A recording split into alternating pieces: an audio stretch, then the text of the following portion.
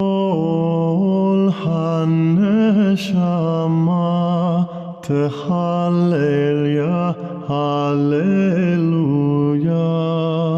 כל הנשמה תהלל יה, הללויה.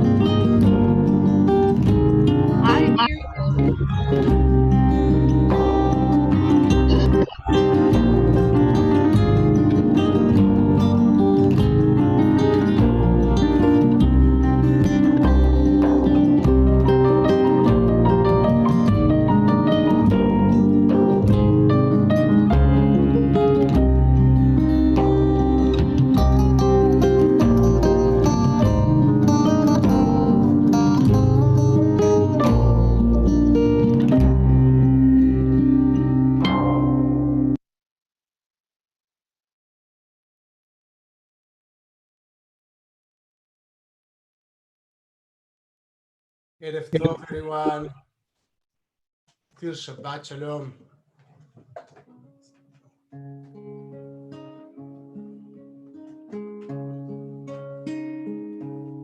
We'll start with a nigun. Can you hear me? If you move your heads, I'll see that you actually can hear me. And I invite you, even if you don't know the nigun, after we sing it once, to join us and try to sing with us. You are muted, we cannot hear you, but we certainly can perceive your energy. If you are moving your lips, we see that, we perceive that. It's a very simple nigun.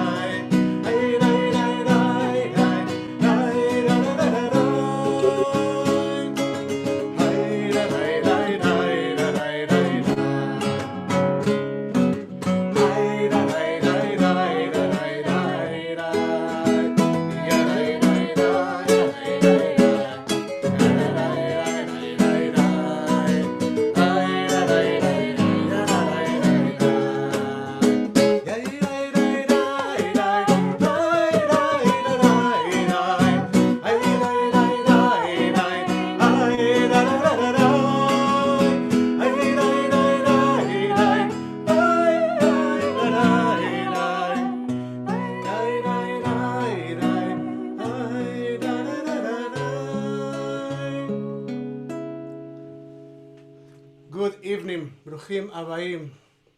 Welcome everyone. It's so nice to see so many friends and so many colleagues that came to share memories about our emeritus rabbi. I want to say two things about the dynamics of this evening. We'll start straightforward with Havdalah, and immediately after Havdalah, we will start sharing memories. We would like for this to be like sitting together in a living room and sharing memories of our dear emeritus rabbi, and that's why we will try to keep it quite informal and quite casual, and we will be also sharing some of his favorite songs. Cantor Rubinstein, connecting with us from Buenos Aires, is here, and our cantorial fellow will sing one of his favorite songs. So here we we will start with Havdalah. Can I ask you to turn off the light? Thank you so much. Off or down?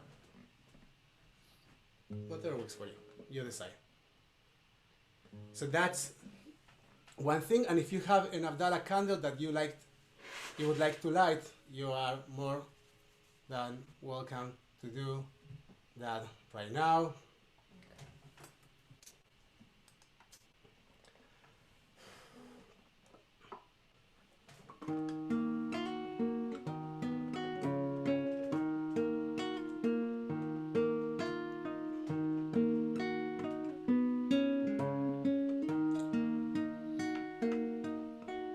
The first text of the Havdalah, in El Yeshuati, Eftach velo efchad, case God, my Redeemer, I will trust and I won't be afraid.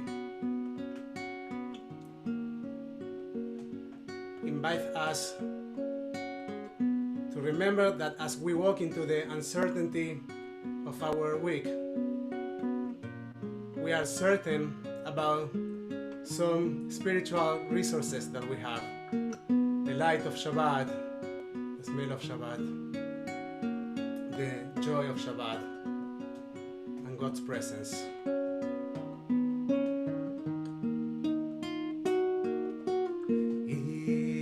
In El Yeshuati, Eftach velo efchad, Ki osi v'simratia, Adonai Bayehi li lishua ushaftem mahim besason mi meinei Yeshua l'Adonai Yeshua alamcha bihirkatecha sehela Adonai Sedahot imanu Misgav lanu Elohei Yaakov Selah Adonai Tzevahot Asher Adam boteach bach Adonai Hoshia HaMelech Yaneinu Veyom Oreinu LaYehudim Hayta Torah Simcha Besason Veikar Ken Tielanu Kos Yeshuot Esam B'Shem Adonai Ekrai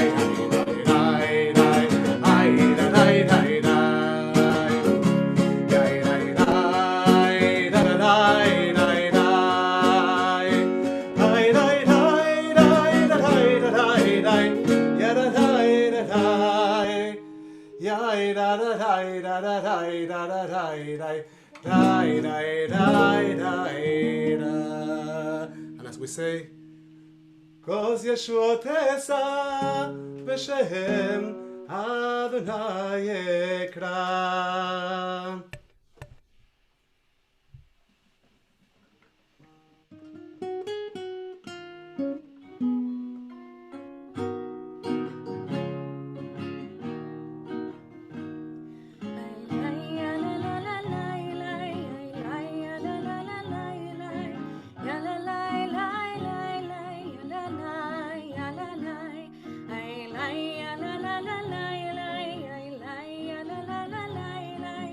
La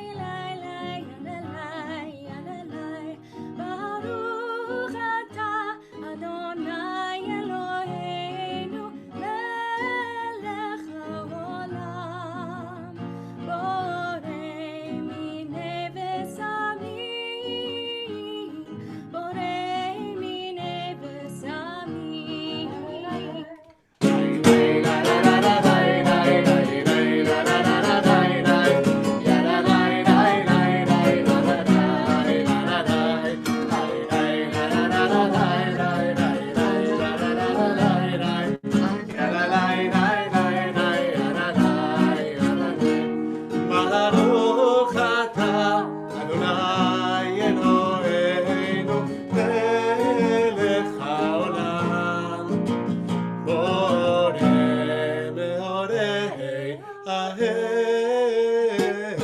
יורה יורה האש,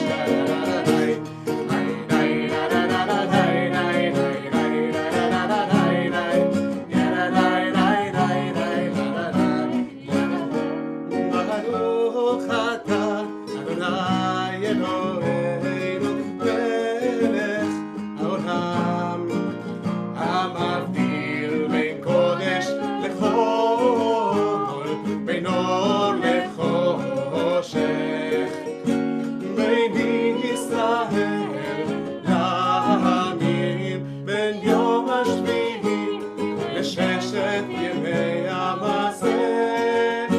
ברוך אתה אדוני המבדיל בין קודש לחול.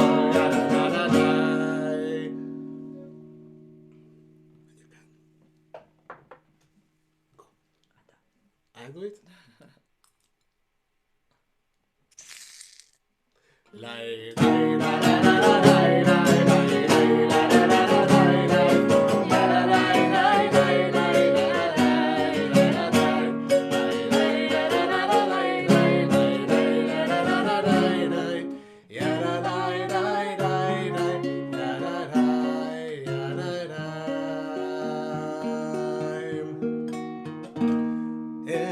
אליהו הנביא, אליהו התשבי, אליהו, אליהו, אליהו הגלעדי, במהרה בימינו יבוא אלינו, ממשיח בן דוד, ממשיח בן דוד.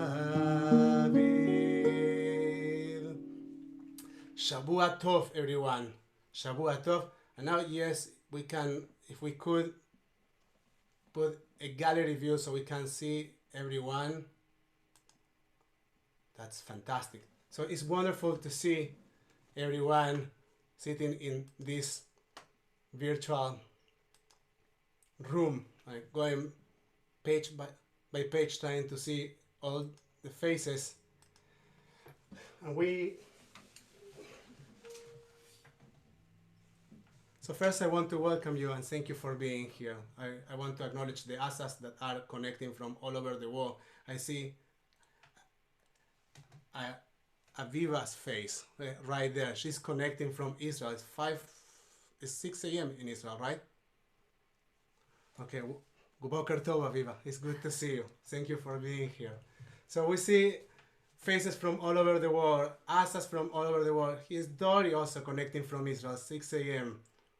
And many, many rabbis that are connecting and will share memories about their friend.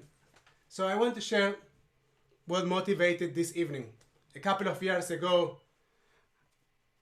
the Asas decided they wanted to have a memorial lecture to remember our dear emeritus rabbi, and we had planned a memorial lecture for this year as well. And as everybody knows, plans have changed lately for all of us. So we thought about how to honor the memory of Rabbi Asa. I want to share something personal. I didn't have the chance to meet Rabbi Asa, and I learned about his existence when I was trying to learn about Temple Beth Tikvah. And when I Googled, I was sitting in Singapore and I Googled Temple Beth Tikvah Fullerton. I found out about the existence of a beloved emeritus rabbi. So I Googled more about him, and I found a bunch of videos that he recorded with someone who did some interviews with him. I think there are about, 25 videos, and I watched all of them. Now, when I was, I think it's by video number 12 or something like that, I realized that Rabbi Asa was in Argentina, and I had no idea. And it turned out that he actually was the founder of half of my congregation. My congregation merged with Temple Emmanuel, and it turned out then that Rabbi Asa was the founder of Temple Emmanuel. A few days later, I was speaking with someone from TBT, and as we were conversing, I said, etc., etc., etc., and this person started to cry. And I didn't know from where that came from. And she explained to me that Rabbi Asa used to say, etc., etc., etc. I thought that everybody did. So it might be an Argentinian thing. But what it became very, very clear is that he was in everybody's mind. And as I came to Fullerton, I started to meet rabbis, community leaders, faith leaders from other faiths. I learned something very important about Rabbi Asa. The Mishnah teaches us, "Aseh lecha rav v'kneh lecha chaver." Make yourself a rabbi and you will acquire a friend. And everywhere I go, and I say, I'm Nico Sokolovsky from Temple Beth Tikvah, I hear, Rabbi Asa, he was my friend. And it turns out that he was everybody's friend, and maybe he was everybody's rabbi. But he was such a beautiful and gigantic presence. And that goes all the way from professors, rabbis, people in Israel, people all over the world, to the person who fixed my car. And when I was about to pay, when I was going to pay, he said, "You are also Rabbi Asa's friend, right?" And I got a nice discount. So his influence, his impact is everywhere. And I will say also that it's in Temple Beth Tikvah's mind. Everybody expects a rabbi to be a mindful, loving, and present leader. And that's the standard that Chaim set for our congregation. And I hope that we together try to keep it up. Now, I am here to listen. I'm here to listen and to learn about our emeritus rabbi as well. And I will share that there's something called transactive memory. That when someone shares an experience with someone else, even if that person has passed away, a part of his existence remains in the other person's memory. So we will bring our memories, we will share memories, and we will bring to this virtual gathering some of the light of Rabbi Asa's existence. I want to introduce Cantor Diego Rubinstein, who is a cantor in Miami, connecting with us from Argentina, and was the musical director of Temple Emmanuel for many years, the congregation that Rabbi Asa founded. And he has been here in California several times and have been a guest of the Asas. So, Diego, are you there? Yeah. Here you are. So welcome.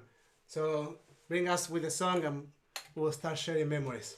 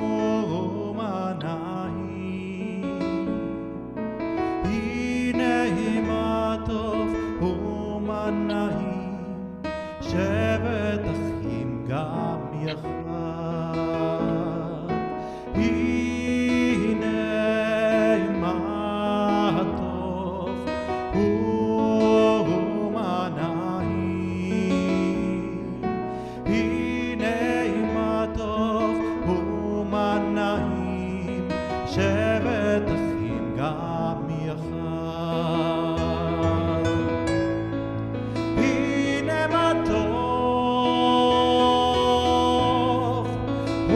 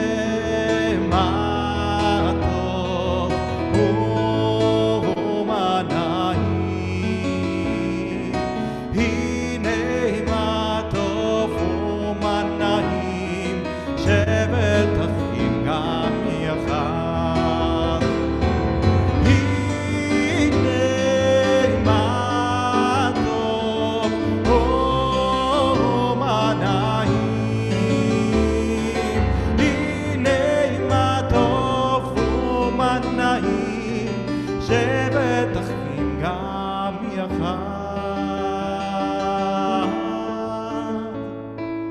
שבט אחים גם יחד.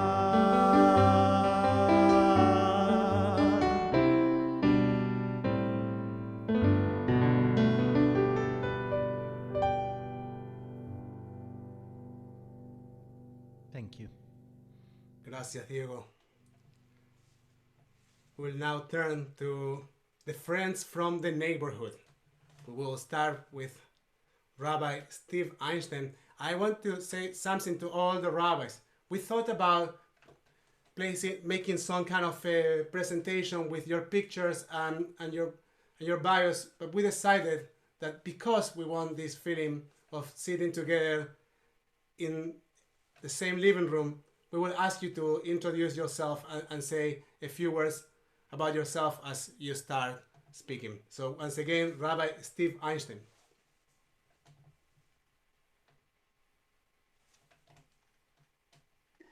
Hi, everybody. I'm Rabbi Steve Einstein, the founding Rabbi Emeritus of Congregation B'nai Tzedek in Fountain Valley. For a number of years, Chaim would introduce himself as the Dean of the Orange County Rabbinate because he had been here the longest. Sadly, when he died, I think that title came to me because I've been here since 1974. And as I look to the many people who are on this evening together with us, I know so many of you, and it's great to greet all of you. Rabbi Asa and I shared the same part of the Reform movement, I would say. We were on the traditional side. We didn't always agree on everything, but the one thing that was always here was a very strong sense of mutual respect. And the following short story will show that to be the case. So many of you know that I taught the community-wide Introduction to Judaism class for 41 years and became close with a number of the students who were in that class. And one of the couples was getting married, but they also had a connection at Temple Beth Tikvah. And so it was decided, you can have more than one rabbi at a wedding that Chaim and I would co-officiate. I remember this wedding very well. It was in a beautiful outdoor setting. And it was on a Saturday. That already sounds a little strange, doesn't it? You're assuming it was Saturday like now, where it's dark. Not exactly. We're in this beautiful outdoor setting. The music begins, and Chaim and I lead off the procession. And as we're walking down the aisle, I say to Chaim, it is such a simcha for us to be together and be able to co-officiate at this wedding. But one thing surprises me, and that is that you would allow the wedding to begin when the sun is very clearly still up in the sky. I thought you were a bit more traditional than that, but since you're the officiating rabbi, I figured, okay, then that's when it will start. Chaim looked at me and said, Stevie, he called me Stevie. Stevie, what are you talking about? The couple told me that you said it was all right. I would never have allowed a wedding at this time. So there we were, not completely happy officiating at a wedding when it was still pretty bright out on a Shabbos afternoon, but knowing that the friendship that we had and the respect we had for one another was even stronger than the rule. We remember our dear friend with a great deal of love. Thank you so much. I would like now to introduce Rabbi Rick Steinberg. Thank you for being here. It's an honor to be here. Thank you for inviting me. I am touched in the deepest part of my soul to be asked to share a few words. I see so many friends and colleagues on this call. And for those of you who don't know me, my name is Rick Steinberg. I'm the senior rabbi at Congregation Shir Hamalot in Irvine, down the street from Fullerton. And it is a real pleasure. I have had the honor of knowing the Asa family for 29 years. I was a second-year student at the Hebrew Union College Jewish Institute of Religion in Los Angeles, and the students in the first weekend of January would always travel to Palm Springs for PAR, the Pacific Association of Reform Rabbis. And every new student had somebody they were assigned to have lunch with. I had the great fortune and honor of having Chaim assigned as my mentor for that weekend. For a second-year rabbinic student trying to learn about the rabbinate, Chaim taught me more than I ever could have imagined. And I laughed harder in that 2-hour lunch than I did probably my whole rabbinic student career. And what he taught me in that moment, in that lunch, and through the rest of the weekend, was about authenticity. To be totally authentic to who you are as a human being. And I remember so vividly, after lunch, I said, thank you very much. And then I gathered 2 or 3 of my classmates. I said, you got to meet this guy. You have to meet this person. He is the truest version of a human being and a person of goodness and of just joy that you'll want to meet. He also told some jokes that I cannot repeat on such a call, so I will not do that either. Then I finished my student years in Cincinnati. I stayed in Cincinnati 6 more years as an assistant rabbi, and then I came to Irvine in 2001. And one of the first people to call me was Chaim to welcome me, and he remembered that we had lunch with each other. I was so touched. I remembered it very well because I told some of those jokes over and over again in small company, but he remembered, and I was very touched by that. And we stayed in touch, and I got to know Elaine as well over the years when I came to Irvine.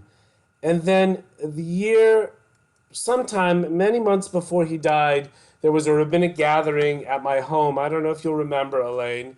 And we sat in my patio, and there was maybe 10 or 12 people, and we knew that Chaim was struggling with his health, but his sense of humor never abated. He was holding court, as he tended to do, and we were just enjoying every moment of wisdom and humor that he was bringing to us, and I will cherish that. And it was a rather warm night, but he was cold, and I remember he had a blanket around him in my patio, and he was just filled with joy sitting around with his rabbinic colleagues. So he taught me about authenticity. He taught me about a sense of humor, but the thing that he taught me most was about love. Because the way he spoke of, and the way he looked at, and the way he treated his wife Elaine is something that I observed very keenly in my experiences with Chaim and Elaine.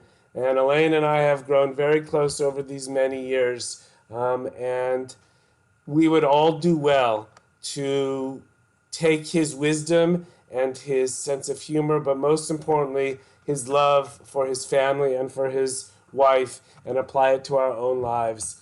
And I would just conclude with this, that the name Chaim suits him very well, because he was a saluter of life and a liver of life to the fullest, and that was expressed in the way he cared for all of us. So to Chaim, l'chaim. Toda. Thank you very, very much. When I asked Elaine what were Rabbi Chaim's favorite songs, she said, well, Israeli stuff, classical classic Israeli stuff, but he is also Bulgarian, so Bulgarian stuff works too, and he loves Argentina, and he was very connected to his Ladino heritage. So very simple, was very simple to navigate the music that we wanted to bring to this evening. But what we understood is anything that we bring should have some twist. So we will hear our cantorial fellow, Gabi Newman, singing a classic Israeli song, but with a twist.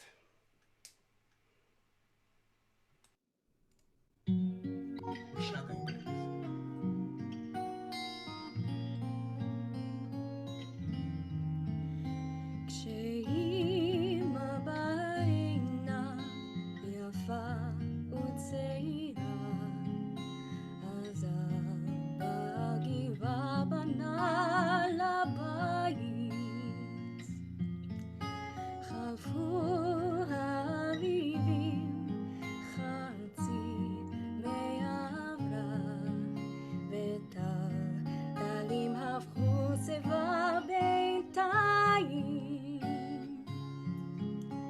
אבל על חוף ירדן כמו מהומה לא קרה, אותה אדומיה וגם אותה התפאורה. חורשת האקליפטוס, הגשר הסירה, וריח המלוח על המים.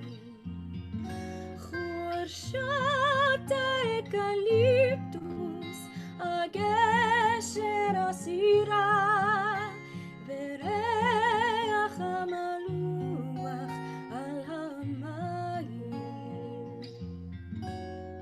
מעבר לירדן רעמו התותחים, והשלום חזר בסוף הקיץ,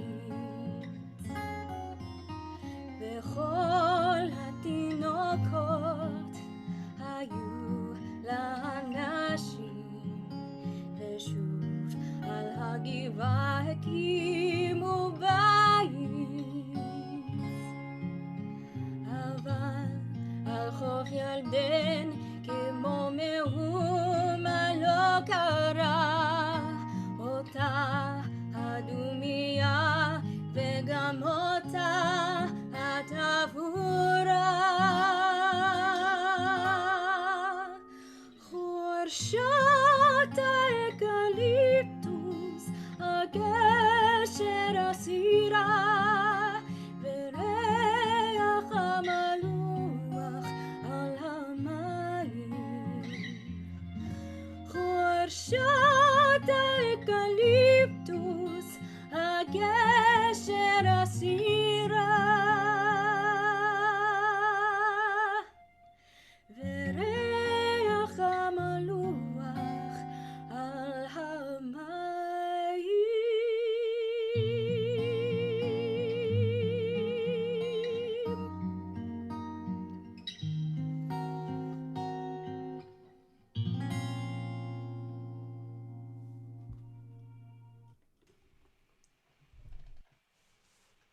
Thank you, Gavi. Thank you very much. So, we are looking for Rabbi Professor Reuben Firestone, and we can't find him between the windows. We assume that he is here, so we will switch for a second between Rabbi Firestone and Rabbi Marcus. So we'll start with Rabbi Marcus, and we call this section of rabbis a younger generation of rabbis. And there's quite of a gap between the ages. But we are talking about people that at some point when they were growing up, they met Rabbi Asa. Hi, everyone. Thank you for having me, Nico. It's wonderful to be with everyone and to see so many of my favorite people on this Havdalah tonight. So I grew up in Orange County at Temple Bat Yam and was a kid of Orange County. And so I knew Chaim from a million different iterations of seeing him at some of the community day camp activities and friends B'nai Mitzvah and different family friends and their weddings and life cycle events. And he was always such a lovely, fun, slightly irreverent and beautiful man. And then when I went to rabbinic school, when I came back from the year in Israel, this is my favorite Chaim memory that I wanted to share tonight. When I came back from my year in Israel, I truly cannot remember what event that we were at. It was like a Sunday and there were a few other rabbis there and it was somewhere in Orange County and I don't know what was happening, but I was invited to come hang out with the other rabbis and I felt very cool. And Steve Einstein, I think you were there, and Frank might have been there. It was all of the Balabatim, all of these amazing rabbis who I had grown up with and admired and respected. And I felt like very special that I got to have a seat at the table as a second year rabbinic student. And I was really stressed because we had our introduction to Aramaic and I had not done well with it at all. And I was pretty certain that I was going to fail out of rabbinic school because I was going to crash face first into the wall of Aramaic and never learn it and never be authentic and never translate Talmud and all of my insecurities. And I remember Chaim laughing and saying, Dvorah, you couldn't be more wrong. And he declared it with such emphatic belief. And I said, Chaim, you have not seen me try and translate Aramaic. It has not gone well. And he goes, you're getting too in your Rosh. He said, stop stressing. And then he told me to look for the Hebrew root and add an aleph onto the end of everything. And that was all I needed to know to translate Aramaic and all of Talmud, and I would be fine. And I was like, you make it sound easier than it is. He's like, no, you're just making it much harder than it needs to be.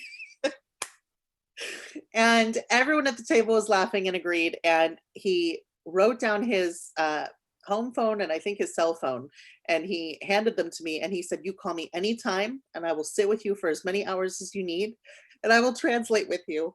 And he was just so sweet and he believed in me. And I can't really remember the first time I met him, but I have always known that I have always loved him.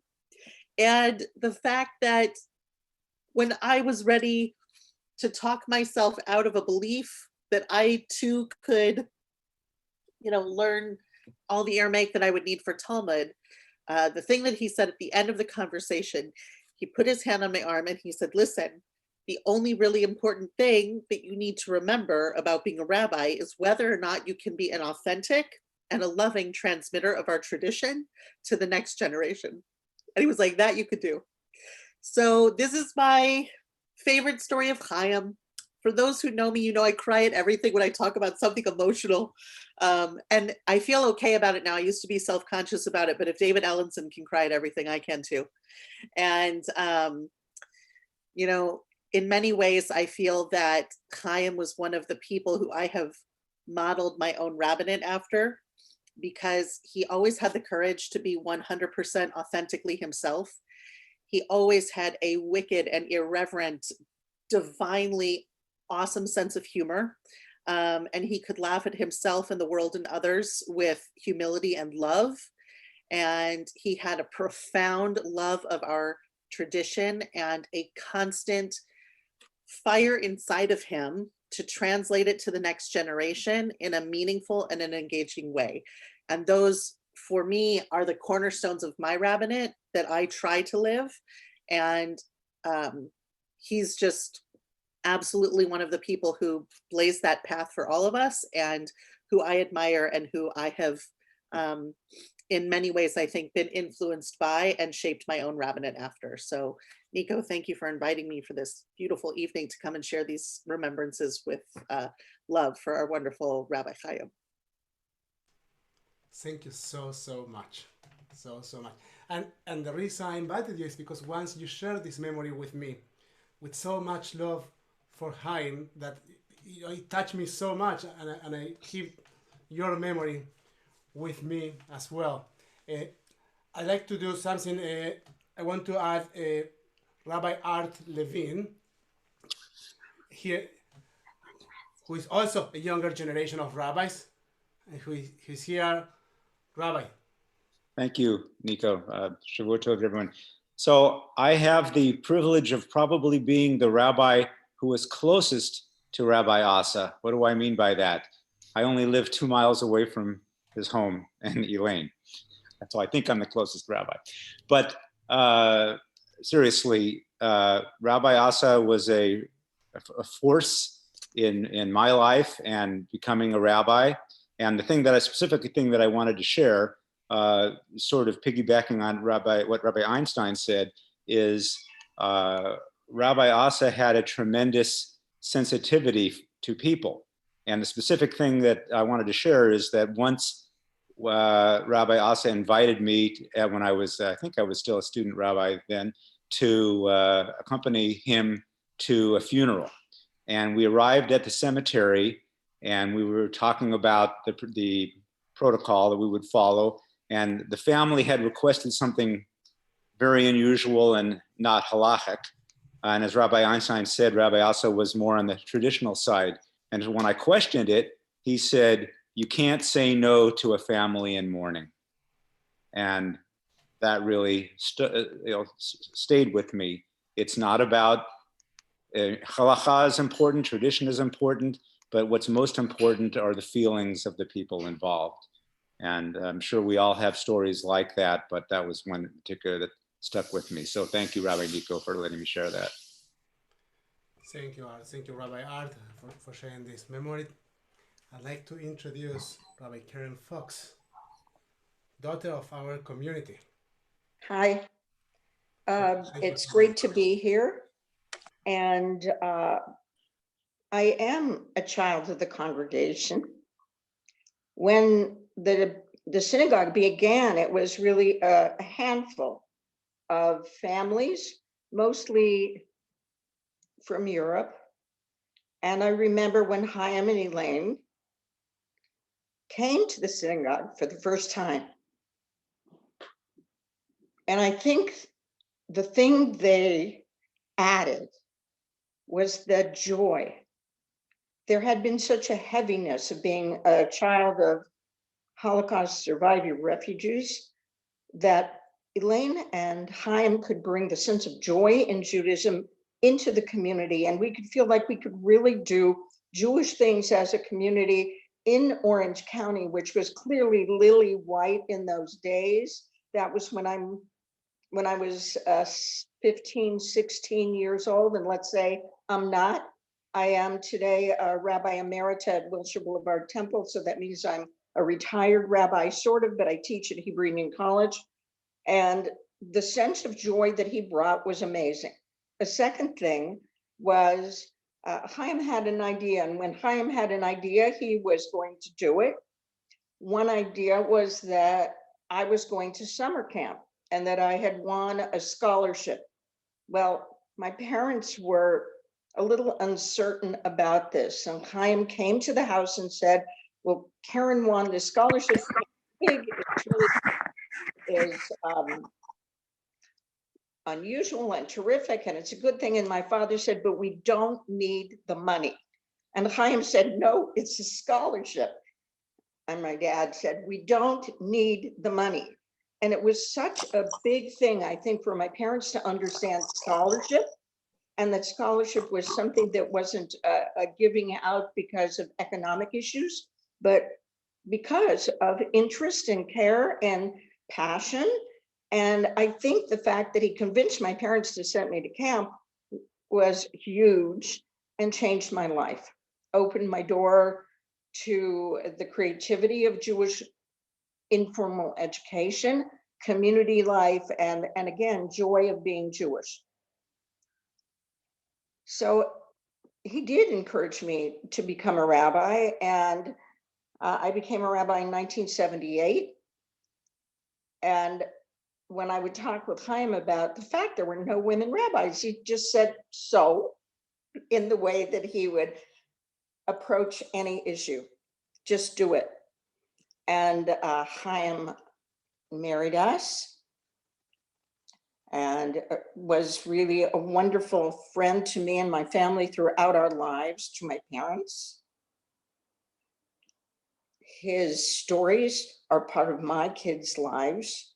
And one of my kids actually lives in Vienna, Austria, as a choir director at the Stadttemple in Vienna, and sort of taking the idea of Jews were in Europe for a long time, and why shouldn't we go back? Which is really unusual for me and hard, but there is an energy there that Chaim would understand.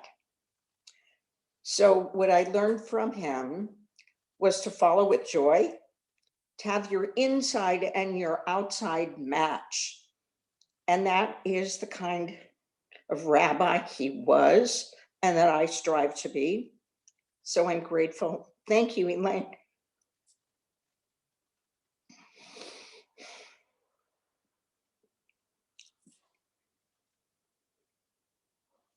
And Chaim.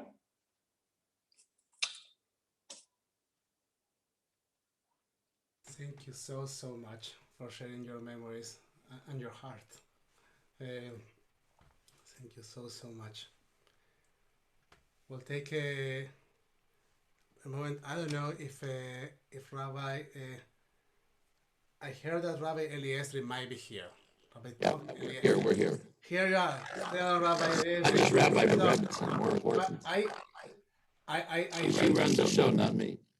She's the one who's going to talk. There's a problem with your microphone. See? Can you hear us now? It's getting Can better. you hear us now? Not yet. No. One second. Let me just test the audio. 1 second. Test speaker and audio. Testing 1, 2, 3. Okay, it says it's fine. Can you hear us now? Let's see. Can you hear us now? Not so good. You want to 1 second. What about now? We hear you, but there's an echo. There's a very strong echo. Wait 1 second. Shalom, Estelle. Shalom, Rabbi Eliezer. It's good to see you. Thank you for being here.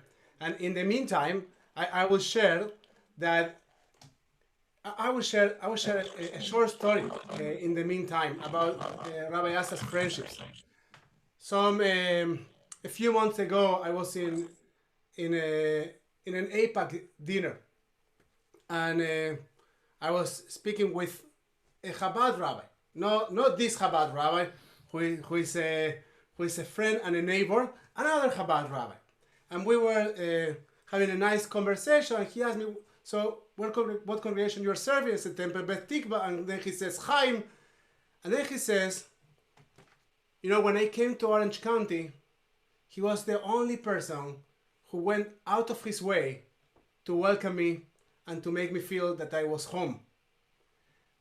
And he said, that's not the experience that I was expecting. And he taught me a lot about how to be friends and connected with other rabbis. And so he said, so I want to invite you for lunch. I want to get to know you because I want to imitate Chaim's way. And I think that the fact that his relationships were trans-denominational is one of the gifts that he also brought to Orange County in partnership with their colleagues as Rabbi Eliezer and Estelle, that I know that are very, very good friends of the family. Thank you for being here. It's better now. The sound better now. Can you turn off your speakers while you're talking? Maybe it will help. What? I have no speakers on. Strange. Is this working better? I have my mic right? That's my mic. Wait, can I suggest something? Why don't we, Zach? Can you call Rabbi Eliezer and help him with an Estelle? I've done a lot of Zoom. A little unusual. You I will say that many of those calls I share with him. We sit together in the board of the Jewish Federation of Orange County, so we spend some hours together in Zoom every week. Yes, we're away for you. And in the meantime, you know what while you are trying, I will mute you for 1 minute, and we're gonna go to Rabbi Roberto Gratz. If you Hello, everybody. It's so nice to be here with Elaine, with her family, and to share in this moment of memory and tribute to our dear friend and teacher, Rabbi Asa. I'm very surprised that nobody yet mentioned the King of Bulgaria, but I imagine that'll come at some point this evening. But I knew Chaim when I was a young adolescent in Argentina, and he and Elaine arrived to create and found the congregation Emmanuel in Buenos Aires. My parents left the congregation, a German congregation they had belonged for many, many years, and joined Chaim in founding Emmanuel, together with so many people. And I saw even the name of the Shashas. Somebody is attending this memorial to it, so nice to see the name, because the Shashas and the Theobalds had so much to do with the beginning of this congregation. And I was thinking of memories, and it is his overwhelming personality, his always being there completely himself.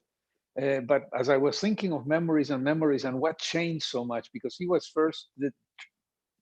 the first truly reformed rabbi to arrive in Argentina. There had been liberal rabbis from German origin who were much more traditionalist and much more severe and strict. Chaim and Elaine arrived. Elaine would come to shul in her Bermudas with a big bump with her first child in the belly. And everybody was surprised, but everybody was delighted. And he brought that informality, but which was in a way embracing and formal in its own way. He came from a different place to show us a different way to be Jewish. I was already then in contact with the Hebrew Union College, where I left 2 years later to study in the undergraduate program. And we kept in touch. Chaim left Argentina and went directly to Fullerton, if I remember correctly. And we stayed in touch on and off through all these years. And I can't believe that it's almost 60 years, Elaine, since you and Chaim came to Argentina and brought the blessings of your rabbinate and your teachings and your love for the Jewish people into our lives. So it's a delight to be able to be with you and see so many friends still remembering Chaim with blessing. We're ready now. I think the sound is going to be better now. Thank you very, very much, Rabbi Gratz. Thank you very, very much. Can you hear us now? We can hear you. Great. Okay, so first thing, we're honored to join this tonight. I was going to share a brief thought, then I'll let Stella take over. Chaim was a character, and he was a friend. And even though he had our theological differences, but nevertheless, we had a very profound friendship. And I want to share with you first something from this week's Torah portion, a medrash, and then maybe 2 very brief stories, and then I'll let Stella take over. The medrash talks to us about helping people who are going through difficult times. And the medrash tells us that, well, not those stories are not written down. In early times, they were written down by the prophets, but in later times, it's not true. So the medrash tells us that Elijah the prophets will write down the stories of the kindness that people do one for another. And when Mashiach comes, that'll be read to all of the people. Well, Chaim was a man who was marked by his kindness and the acts of kindness that he did for others. So I want to share with you a little story that happened. When we first came to Orange County, to be honest, it was a very difficult time, challenging time for us. We were trying to build a base of support and get things going. We were usually driving old cars that were donated to us. Chaim loved cars, by the way. We even bought some cars from Chaim, but we'll leave that alone. And one day my wife was driving a car and the tires were very worn out. And Chaim calls me up. He says, "How could you do this? Your wife her tires have to be repaired. I'm taking her to the tire store." It was a store in Brea. I forgot the name of the place. Community Tire. And he pays for tires, used tires for Stella that she should drive well. Now, how often does a Reformed rabbi look out for the welfare of a Chabad Rebbe to make sure she has good tires to drive? But he was always that very, very good friend. And I want to share with you one other story. I could tell you 20. But we had one very funny incident that I put on Facebook about a year ago because somebody sent me a picture of it, and it caused a lot of interest around the community. Chaim was a man who transcended the normal. A lot of people are in a certain kind of silo, in a certain kind of place, and they don't want to look beyond that. Chaim was a person who transcended the normal silos, and he decided one day he wants to come to join me in New York. He was going to be in New York. He's going to join me in New York. He wants to come to the Farbrengen, the Hasidic gathering of the Lubavitcher Rebbe. Now you can see videos on the internet of these events. They were massive, 5,000-10,000 people. They were very special events, and it was a summertime. And I remember the event. It was marking the anniversary of the freeing of the previous Rebbe from Soviet Russia, where he'd been in prison and sentenced to death. It was a very festive evening. By the way, that decree was canceled, so we were celebrating. And Chaim came with me that night to the Farbrengen. And a few months ago, a picture turned up of me, Chaim, and a guy sitting next to me. So the guy sitting next to me ends up to be the father of my son-in-law from Australia, who I didn't know at the time. And Chaim was there in the room, thousands of people. And I say to him, Chaim, he's here tonight, because it was big news. There was a buzz in the room. I said, he says, who's that? I said, Alex Schindler, who was at that time the head of the Reform movement. So we're sitting on these long benches, and I say to Chaim, look, on the other side of the shul, there's Alex Schindler. So Schindler stands up, and Chaim stands up, and in the sea of the black hats, these two Reform rabbis are waving one to another and say, at least I got a friend here in this place. Chaim was a true friend and a wonderful friend, and a man who looked out for the goodness and care of other people. And he also was a character. He'd come to my house on Shabbos. Is new, can I turn on a light? But that was beside, I didn't let him do it. But the fact that he was a very dear friend, so I'm going to let Stella share some of her insights. We met Chaim. Hi, everybody. Shavua Tov, Baruch HaMavdil, in Kodesh D'Chol. Elaine, I love you so much, you know that. And to Elaine's children and grandchildren and great-grandchildren, my love to all of you. I could tell you a million stories about Chaim. Ride the Buick. You know what? One of my very first stories with Chaim is I came here as a very young woman. I was 30 years old.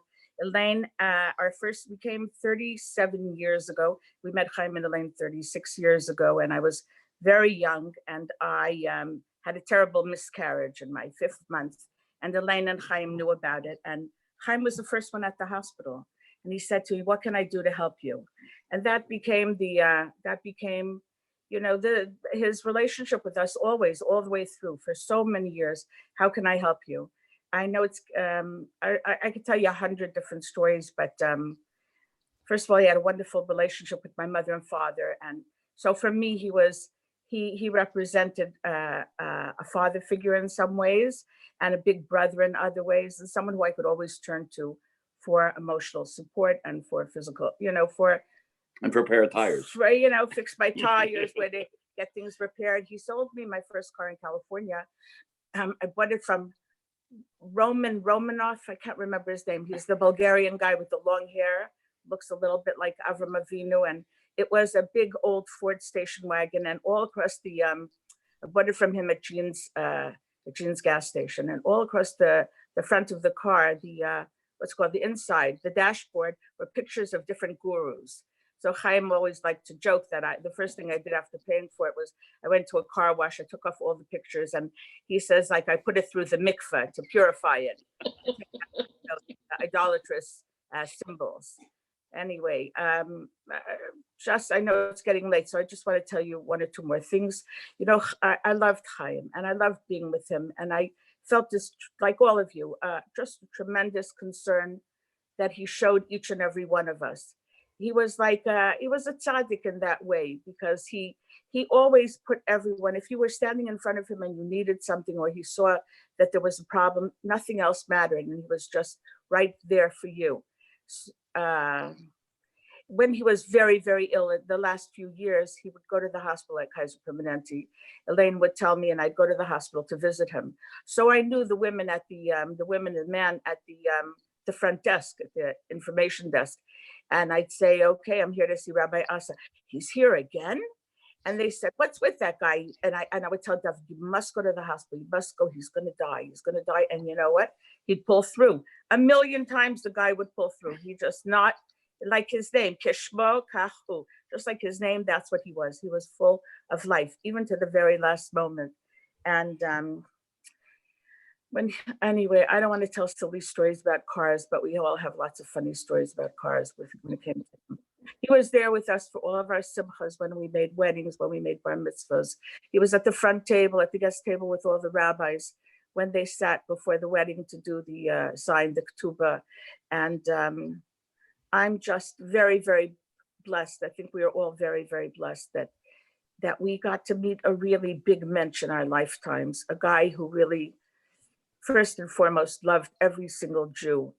And he loved a lot of Goyim also. He was very, very big. I know that he used to joke, if he could, he would love to be the rabbi of the Crystal Cathedral in his time. He would have liked to have a very big congregation. He loved his congregation, but he really would hope for a very, very, very big congregation. Anyway, he just was a beautiful, beautiful guy. And before he passed away, he was laying in the hospital so sick and out of it. I thought he was unconscious, and we had come, was Friday when I saw him, he was pretty okay. And I was talking to him about different things. And he said, Stella, go home. It's almost Shabbos. I said, no, I'm not ready yet. I don't want to leave you. That's how I felt. He said, no, go home. Shabbos soon. Then we came to him on Sunday, and I didn't know what to say. He was really, really out of it. Elaine was sitting with Sandy from the Chevra Kadisha and with Eliana, and I didn't know what to do. So David went over to speak to the women about making funeral arrangements, and Eliana and Elaine said, go talk to him. But I thought he was unconscious. So I figured, what am I going to talk to him about? I'll talk to him about cars. So that morning we had gone to look for a new car. No, we had come directly from the car dealership. Right, we came from the car dealership, and we were looking at cars. And that's it. I figured, okay, it seemed so disrespectful, but I know he loved cars. So I just was talking to him about cars. I said, I went to see this car and that car. I held his hand, and I'm sure I was. And Chaim, the last thing he said to Stella was, buy the Buick. No, he didn't tell me. He told Eliana. I thought he was sleeping when he woke up. Oh, he told Eliana. I thought he was out of it, but evidently he woke up and he turned to Eliana and he said, tell Stella to buy the Buick. So we bought the Buick. Yeah, this guy was one of a kind. And in our times, there are so few real individuals who are really exceptional. And he was just one of them. He was authentic. And I thank you, Elaine, for sharing him with all of us. And I wish you and I send you all my love. You know that. I want to just tell one other story Stella told me not to tell. I still want to tell it. I think it's like it epitomizes Chaim. Chaim decided he has to have a Holocaust Memorial Temple Beth Tikvah.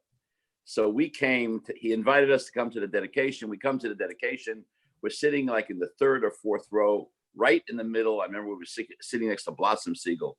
And Chaim gets up there with his tumult and his mices and excitement and all that kind of stuff. And he says, I am the first rabbi in the first temple to build a Holocaust memorial in Orange County. Okay. Then he turns, and the crowd is like 400 or 500 people in the room. And he turns, he says, right, Rabbi Eliezri? Myself, what am I supposed to do now? He's picking me up from the whole crowd. So I lift up my arms like this and I said, of course, Chaim. And he says, even the Chabad rabbi agrees with me. So it was a pleasure agreeing with him and disagreeing with him and having a wonderful friendship with him. But most important, he showed all of us about how to care about your fellow human being and how to care about your fellow Jew and how to put others before yourself and worry about the welfare of other people. He acted with kindness, he acted with compassion, he acted with Ahavat Yisrael, and he had a special neshama. Thank you. Thanks for including us. Thank you, Rabbi and Rebbetzin. Thank you for sharing.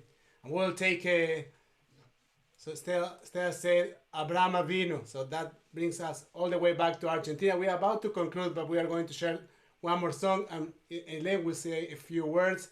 Is there a possibility that I could just say a word? Yes. Rabbi Kohn. Yes. Shalom. Shavua Tov to all of you. I don't want to barge in, but I've known Chaim longer than any of the people who are on this call or the Zoom thing tonight.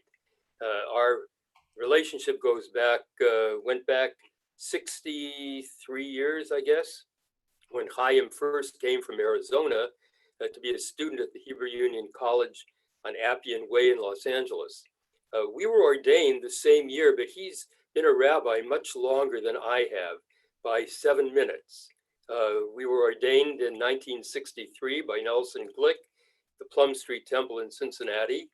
And because Asa comes before Cohn, and there were a couple of people in between, he was a rabbi a lot longer than I. But, you know, we once led a tour to Israel together in the early 1970s, I guess. And what was great about it is that Chaim found a way to talk our group, I don't remember, there were 30 or 40 people on the tour, into a military camp.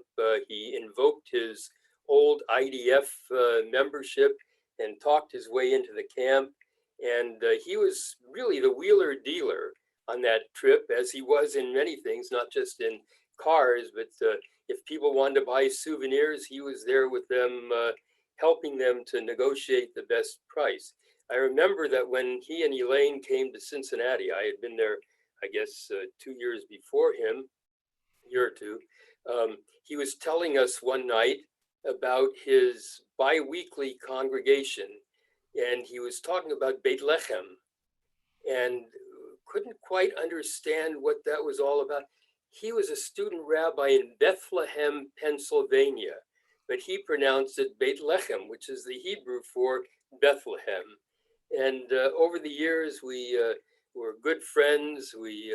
I've known, as I said, longer than anybody that I've seen on this call, known him, and I've known Elaine longer than anybody on this Zoom thing has known her since she was a youngster. So I want to tell you that Chaim was just a good guy, and we had our differences, but we had friendship and respect for one another, and we'll always treasure his memory. Yehi Zichro Baruch. May his memory be a blessing. Toda Rabba. Thank you very much, Rabbi Cohn. Thank you very much for sharing. Rabbi Cohn is the emeritus rabbi of Temple Emmanuel in Redlands, right? Now Redlands, yes. Thank you very much. We now are going to Argentina to Cantor Rubinstein. Here you are, Cantor. Will you take us, and Cantor Rubinstein will take us all the way to España, to Sefarad, right? España, yeah. Yeah, this is a favorite song of him, Abraham Avinu.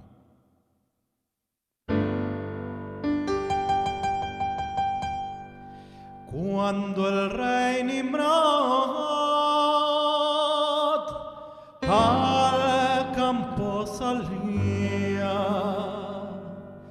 miraba en el cielo y en la lluvería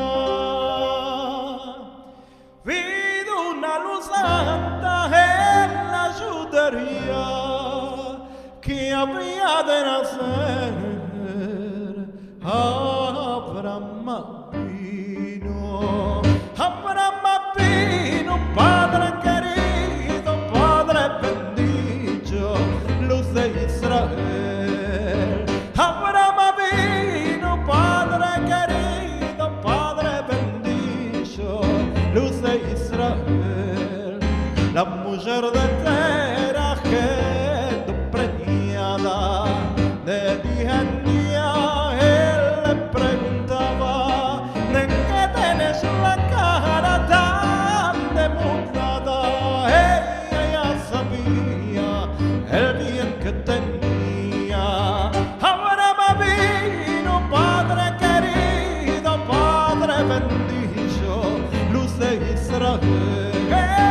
Abraham Avinu, Padre querido, Padre bendito, luz de Israel. Alabemos al compadre y también al mujer, que por su sahud no venga el coel y rija a todo Israel. Cierto lo haremos al verdadero. Abraham Avinu, Padre querido, Padre bendito, luz de Israel. Abraham Avinu, Padre querido, Padre bendito, luz de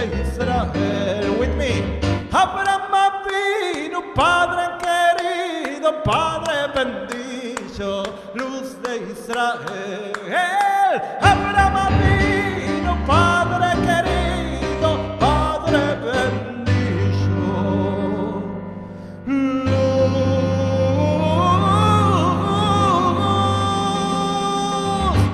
de Israel.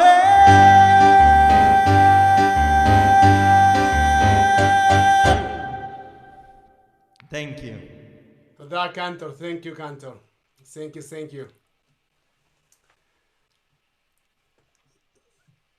So I'd like to bring Elaine Asa to the highlight, if that is possible. Here you are, Elaine, and you are muted. I'm now unmuted. Well, first of all, I'm so overwhelmed with seeing everybody.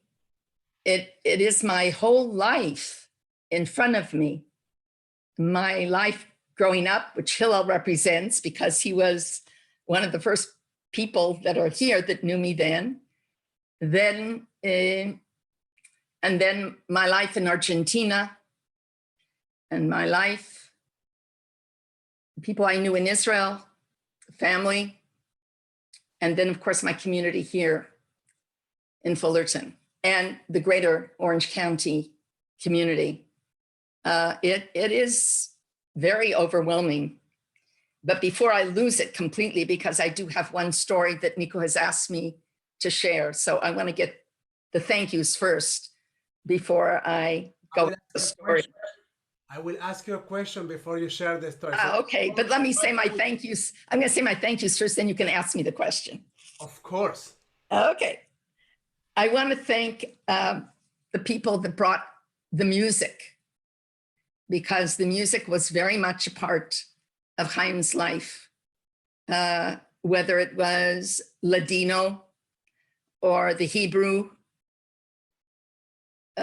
those two, and of course the music from Argentina, which was mixed with the Israeli and Hebrew. So I want to thank Nico for the Havdalah, and Diego from Argentina for getting up or staying up all night, and Gabby, and of course Noga, who participated with the music. And then I want to thank the colleagues that are here, because for Chaim, his colleagues were, above all else, I would like to say the Holy of Holies, but that they were very special to Chaim. He really, his connection with his colleagues were very, very important to him, and he held them in very high regard. And so I want to thank Stevie, because Chaim used to call Steve Einstein Stevie, Rick Steinberg, Devorah, Art, Karen, who grew up here, Roberto, who we sent from Buenos Aires to become a rabbi in Cincinnati, and David and Stella, who are my very dear friends as well. And of course, Hillel, who's known me since I've been a child, because my brother spent more time at his house with his family than he did at mine. Okay, now you can ask me the question. Nico? I'm muting myself. I also want to mention Rabbi Ruben Firestone, that he was supposed to be here. We don't know what happened, but I can tell you that he was so excited to participate in this evening. He said that Rabbi Asa was a very important figure in his spiritual development and professional development. So he was really, really excited to be here. So I hope that everything is okay with him. But I can tell you that the energy that came from his side when we invited him was fantastic. I just have one thing more to say about Reuven. We were at Karen Fox's retirement at Wilshire Boulevard Temple West. And Reuven was sitting behind us. And I turned around and I was with Eliana. We had come to sort of be with Karen as the congregation gave her great honor in her retirement. And I turned around and I introduced Eliana to Reuven. And Reuven said to her, you know, you'll never know what kind of an impact your father had on us. at Camp Swig and Solel. So that was another very important part of our life, was going to Camp Swig for the years that we were there. It gave the foundation to our children. They all took different directions, but the foundation was our home. And then as an extension, we spent at Camp Swig. So, okay, now I'm ready for your question. Okay, so you and I had a conversation this week, and you shared with me a story. And after I heard that story from you, I opened a book that I like very much. It's called Hasidic Rabbis in Their Deathbed. It's a book written by Rabbi Arthur Grimm, and with a compilation of stories narrated by Martin Buber. And I was trying to find a story to share in this evening. And after looking for many stories, I realized that actually the story that we need is yours. We don't need to take stories from any other book. We just need your story. But there is something very powerful in these stories that narrate the end of a life that have left such an impactful presence for all those that are surrounding that person. So I would like to invite you to share the story that you shared with me this week, and we'll share that story. We'll say one more word, we'll share one more song, and we will bring this evening to a conclusion. Okay. Many of you have heard this story, so if I repeat it, excuse me for repeating it, but it has to do with the end of Chaim's life when we were all at the hospital. My 4 children, my brother-in-law and sister-in-law, Miriam, I think. Yes, definitely Miriam. And he was not given in. He was not ready to go. He had given up. He made the decision that no more dialysis. He was okay. He had blessed each of our children the night before, and we were just at his bedside.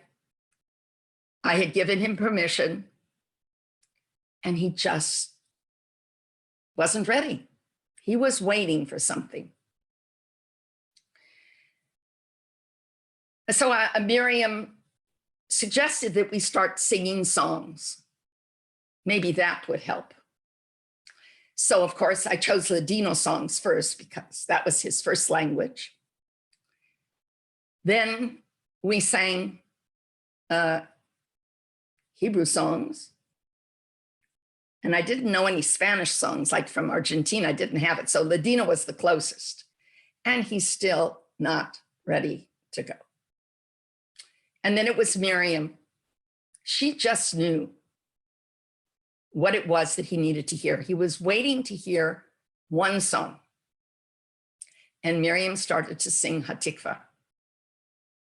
And literally, I have to tell you, with the last word of Hatikvah, it was like we ended the song, and as we ended the last word, he was, you could see his neshama leave his body and ascend, except there was one problem. My son needed a window to let the neshama out. And we were on the 2nd floor of the Kaiser Hospital. And I said, Ariel, sweetie, we're on the 2nd floor.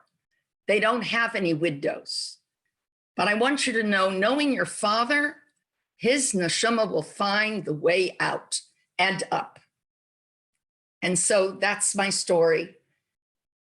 He lived and died basically the way he wanted to. And I can't think of a greater gift that he gave to us, his family and his loved ones, And he made it very, in a way, allowed us to accept his death in a way that left us with shlimut, with a completeness.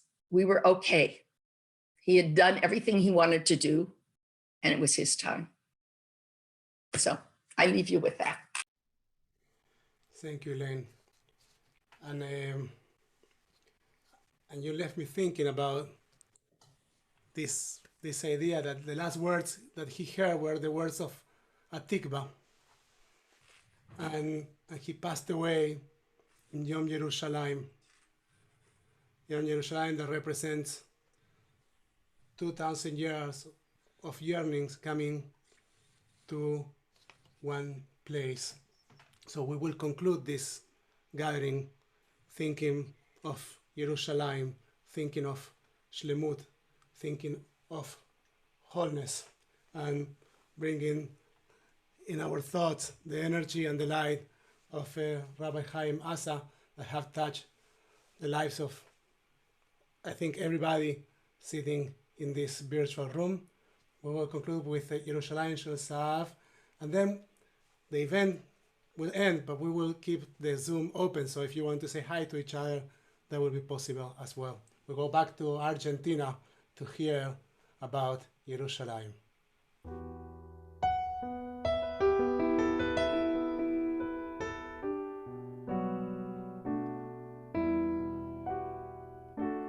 Havirarim tzalur kayayim mereach orani נישא ברוח הערביים עם כל פעמונים ותרדמת באבן שבויה בחלום העיר אשר בדק יושבת ובלבה קומה ירושלים של זהב ושל נחושת ושל אור הלא לכל שירייך אני כינור ירושלים של זהב ושל נחושת ושל אור הלא לכל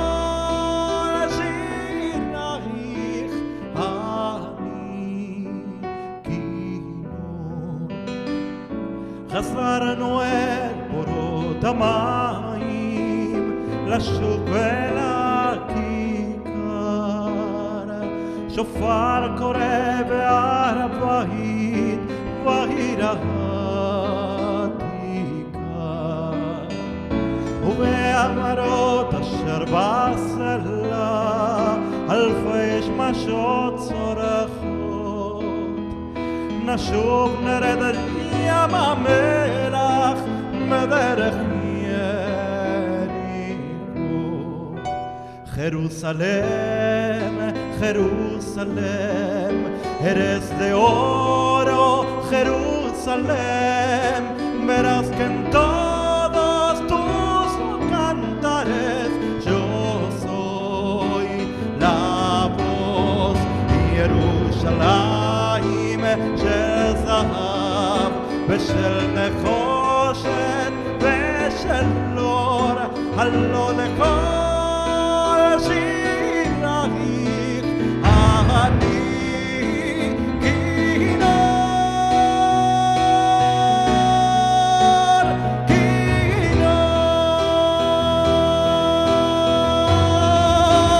להיות המחובשים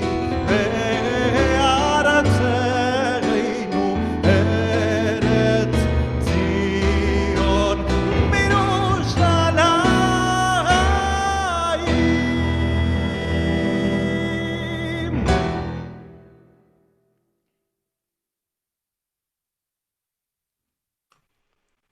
Thank you so much, Diego. Thank you so much.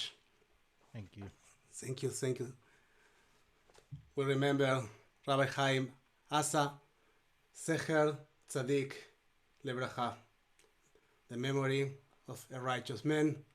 We will now keep the Zoom open, so if you want to say hi to each other, but the gathering this casual gathering has formally ended. Thank you very much, everyone, for being here. Thank you to all the rabbis. Thank you, Elaine. Thank you, Cantor. Thank you, Gavi. Thank you very much. Thank you to the Rebbetzin also.